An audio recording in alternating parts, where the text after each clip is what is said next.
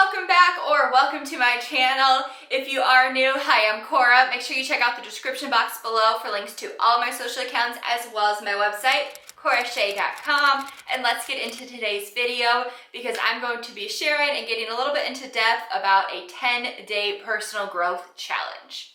Hi everyone! Live your best possible life. Alright guys, and it probably is. I cannot talk enough about how important.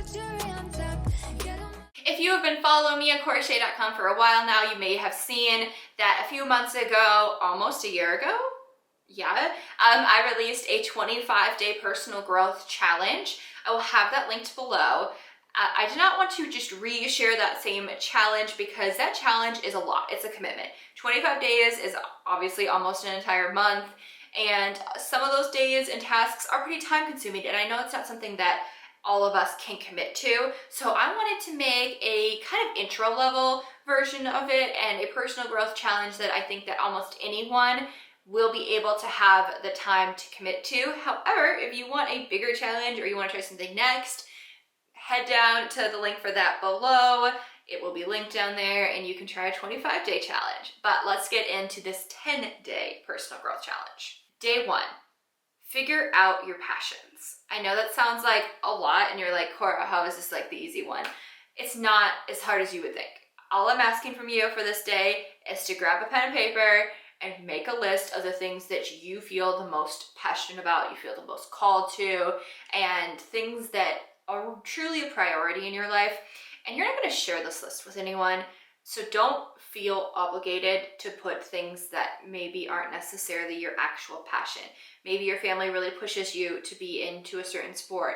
If you're not truly passionate about that, you don't need to put it. This is for you and your eyes only, not to be shared with anyone else. So be honest with yourself, or else this challenge isn't going to work and you're not going to be working towards your personal growth if you are not being honest with yourself about what your true passions and interests in life are.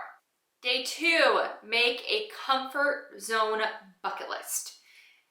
I talk a lot about different fun bucket lists you can make, but this one is going to be a little bit more personal. It's going to be a little bit more intense, and it's one, again, that you're not going to share with anyone else. Just make a list of things that you really want to do that are out of your comfort zone, that you know you're going to need a little push to actually accomplish them. This is not necessarily going to be things like skydiving or rock climbing or something like that. It could be things like messaging somebody first. It could be something like applying for an internship or a job that you feel like you're not qualified for. It's more about bigger elements of yourself and your life and your ambition and your goals and what you want your future to be and who you want to be in the future, not as much things, more superficial things. We're going deeper on this comfort zone bucket list, okay? This one will take probably a little bit longer than your passions list, but it is important to sit there and think about ways you can get out of your comfort zone that are going to help you grow as a person and be able to take on bigger things in the future. Day 3 is going to be focused on forgiving yourself. We hold on to a lot of things, we all do. And it is hard to forgive yourself for things, but everything that you haven't forgiven yourself for is weighing you down, and it's on you, and it's heavy. And working on forgiving yourself is such an important day. I include it in basically any time I talk about personal growth because it is a key element to moving forward and bettering yourself. So take 30 minutes, grab a piece of paper again, and make a list of things that you have not yet forgiven yourself for. And again, I know I talked about this before, be honest with yourself and go through, and then for each of those things, try to do this in private where nobody else can hear you, and then out loud, state what the item that you wrote down is, and then forgive yourself. Say it out loud. Say it maybe multiple times. I forgive myself for that. Let's say you're still holding on to the fact that you failed an important test. I forgive myself for failing that test. I forgive myself for failing that test. I am moving on because I've forgiven myself. Say that. I know it sounds cheesy. I know you're like probably rolling your eyes like, try it, see how it makes you feel. It could really help with you releasing those feelings, and they can get that weight off of you, and you can move forward because you've forgiven yourself for things from the past that are weighing you down. Day 4, learn about yourself through journaling. Journaling is incredibly important for bettering yourself, and for more importantly, learning your true thoughts, sometimes it takes you going down kind of like a spiral for you to really get to the end of something to figure out how you truly feel about something.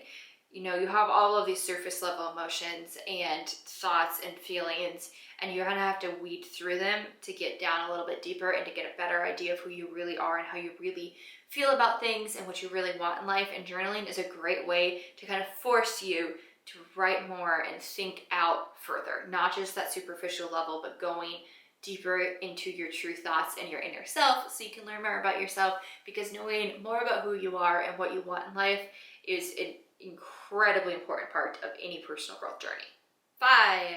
Day 5 is working on not comparing yourself to others. This is loaded. This has a lot to it. This day is a little bit more complicated. I have an entire guide below. I'm going to link that, and I hope that you take the time on day 5 to read it. Bookmark it now, save the video, whatever, so that you can get back to it. Because again, I don't want to, if I go, that will be a video in and of itself, is working on not comparing yourself to others. But taking those steps in that guide, working on unfollowing people on social media that cause you really intense negative comparison, that make you feel bad about yourself, changing the way you speak to yourself when you see somebody else's accomplishments or just anything in general where you're comparing your life and yourself to them, working on the way that you talk to yourself about that, rather than, oh my God, they got that job that I really wanted. Oh, it's, well, you know, great for them, they got that job. I am capable of that as well, and I'm going to continue to work towards it. There's a lot more to this though. Like I said, I'll link the guide below. Day 6 is take a free online course. This day is a little bit more time consuming, but a little bit lighter, a little bit less difficult, like on you emotionally. Finding an online course to either just start on this day or to actually complete, depending on the length of the course, is a great way to work on improving yourself and to focus on an interest you have outside of your education and outside of your career. That is something that you want to work on bettering yourself or learning more about or being more informed on. It's a great way to focus on something that you really want for growing and improving yourself. Day 7 is to do a social media audit. I briefly touched on this a minute ago when talking about not comparing yourself to others, but this is so important. Social media is one of the most powerful things in our lives right now. It is influential, it can negatively impact your life and your mental health and your well-being as much as it can positively. It is important to regularly make sure that you are staying in control of what you're consuming on social media. Unfollowing people that upset you, that frustrate you, that make you feel bad about yourself in any way, shape, or form. You do not owe anybody a follow on social media. I have different mental well-being accounts that I followed at one point in my life because they were helpful at that point, that now honestly when I see their posts, they give me anxiety and it really stresses me out, and I felt like I can't unfollow this. This is a mental, like, a well-being account. But then I was like, I don't owe them that, even if that's not their intentions would ever be to cause anybody negativity or anxiety. Their goal is to help you and make you feel better. But it wasn't doing that, and so I unfollowed them, and honestly I started enjoying going on Instagram more because of it. You don't owe anyone a follow. That includes me. I mean, if my posts ever give you anxiety or cause you stress or make you feel bad in any way, shape, or form, unfollow me. You know, you don't owe anybody a follow on any social media platforms. You do not owe staying friends with your high school friends on Facebook. If every time you go on Facebook you see some crazy things and it stresses you out, you don't owe them anything. You don't owe anyone a follow. Do a social media audit. Day 8, start habit tracking. I am the biggest supporter of habit tracking. I have a lot of habits that I'm trying to implement into my life. I talk a lot about habits on here as well as on CoraShay.com, and I think that creating new positive habits is one of the biggest ways you can transform your life and you can work on growing yourself. And habit trackers are the best tool to make that happen. You can just print off a free habit tracker. They're all over the internet. I'm working on releasing one. That post should be out soon, actually, so make sure you're subscribed to my newsletter below, because that's not something I would ever charge anyone for. That would be totally free. Habit trackers are fantastic. I will also link below a habit tracker that you could buy if you want like an actual book rather than just printing one out, you know, if you don't have a printer or whatever it may be. I will link that below as well. Habit tracking is the best way to build new habits in my experience, and building new habits is one of the best ways to better yourself. Day 9, find a stress coping mechanism that works for you. I'm not going to go too far into depth about this because there are so many out there, but a lot of that's going to be introspective. It's going to be figuring out what elements of your life make you feel stressed and what you can do to cope with them. Some people need to just step away from situations. Some people need a journal. Some people need to talk to somebody, like a professional. Figuring out ways to manage stress is going to be something that is going to make your life better in the long run, unbelievably better. Day 10, make a list of everything you've accomplished in your life that you are proud of. This personal growth challenge does have a lot of list making. If you follow crochet.com for a while, you know I love lists.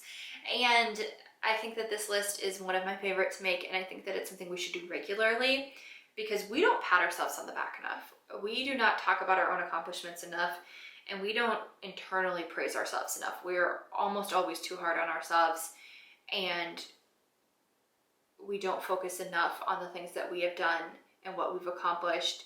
And a lot of times we feel we're bragging, and it's not, oh, you know, it feels great when somebody else brags about you, but you feel like you can't brag about yourself. And I get that. And I'm not telling you to go brag to other people, but I'm telling you to brag to yourself. To remember that you've accomplished wonderful, incredible things, and you're going to accomplish even more in your life. But take this day, take 15 minutes, make a list. It can be big things, it can be little things, all of the above, and focus on the things that you are proud of. All right, guys. So I know that some of these days are really easy and some of these days are not going to be as easy. And again, you don't have to do them in this exact order if that doesn't work out for you. But go through personal growth journey, work on bettering yourself, check out the 25-day personal growth challenge. I will have it linked below, and make sure to subscribe so you always know when I have new content and when I have new videos out. I talk a lot on here about self-improvement, personal development, personal growth, things like that. Just generally creating your best possible lifestyle. That is what my account is all about. So if that's something you're interested in, make sure you hit that subscribe button. Have a great day and good luck with your personal growth. Bye.